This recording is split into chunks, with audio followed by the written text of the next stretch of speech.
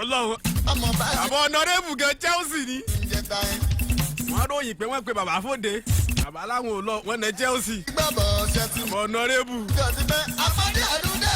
Wọ́n yẹ pé Chelsea ló wìn ní bàbá ó ti dàlú bólẹ̀. Nígbà wọn àna Chelsea bá wọ́n nẹ pé bàbá Fóde orin tì. Wọ́n ti pé aago bàbá ó gbé aago. Wọ́n jẹ́ pé Chelsea ló wìn báyìí. Bàbá ó ti wọ studio fún Chelsea. Àmọ́ lọ́wọ́ yẹn bá ti Chelsea náà lulẹ̀. Bàbá ọ̀nàrẹ́bù wọ́n pago wọn títí wọ́n píìkì ẹ̀.